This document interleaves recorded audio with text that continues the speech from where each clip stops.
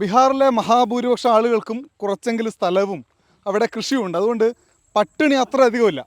മറ്റു സൗകര്യങ്ങളാണ് സർക്കാരുകൾ ചെയ്തു കൊടുക്കേണ്ടത്. അത് തൊഴിലാണ്, വീടാണ്, ഇങ്ങനെ പല പല സൗകര്യങ്ങളാണ്. അതൊന്നും നിതീഷ് കുമാറിൻ്റെ കാലത്ത് ലഭിക്കുന്നില്ല എന്ന് ഈ രപുര ഗ്രാമവാസികൾ നമ്മളോട് പറയുന്നുണ്ട്.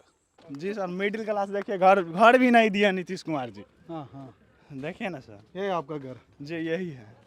नीतीश जी को ध्यान देना चाहिए। हम लोग पास भी किए तो उसमें भी स्कॉलरशिप नहीं मिला। उत्तर प्रदेश में है ना, लैपटॉप मिल रहा है युवाओं को, यहाँ पे वो भी नहीं मिल रहा है। युवा जो है ना, उनको रोजगार नहीं मिल रहा है।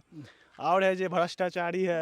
സച്ചിൻ കുമാറിൻ്റെ അച്ഛൻ കർഷകനാണ്, മുത്തച്ഛനും കർഷകനാണ്. അതിൽ നിന്നൊരു മാറ്റം സച്ചിൻ സ്വപ്നം കണ്ടിരുന്നു, ഇപ്പോഴും കാണുന്നുമുണ്ട്. 10,000 मिला? नहीं नहीं नहीं नहीं मिलबो करेगा तब पर भी नहीं लेंगे, ना देंगे वोटर। हाँ नहीं देंगे। ये देखिए ना, घर है ये रहने के लिए है, ये नहीं तो वोट किसको देंगे? हम सब आरजेडी के देंगे वोट, उन्हीं को जिताना है। हाँ बीजेपी की नहीं देंगे। വീട് തരാത്ത, ഞങ്ങൾക്ക് വിദ്യാഭ്യാസം കൃത്യമായി തരാത്ത, തൊഴിൽ തരാത്ത ആളുകൾക്ക് എങ്ങനെ വോട്ട് ചെയ്യുമെന്ന് ചോദിക്കുന്നു. 10,000 കിട്ടിയിട്ടില്ല എന്നും പറയുന്നുണ്ട് ഇവർ. ഈ രപുര ഗ്രാമവാസികൾ, കുട്ടികളൊക്കെ ഇവിടെ ഉണ്ട്. केरल से बहुत अच्छा सिटी है, उधर हम गए थे, बहुत वहाँ के लोग भी अच्छे हैं। इधर जो है 400-400 रुपया मिल रहा है, और उधर जो 700-800 रुपया मिल रहा है। സച്ചിനെ പോലെ 10,000 ലക്ഷങ്ങൾ ഇവിടെ ബീഹാറിൽ ഈ സർക്കാരിൻ്റെ തൊഴിൽ നയത്തെ ചോദ്യം ചെയ്യുന്നുണ്ട്.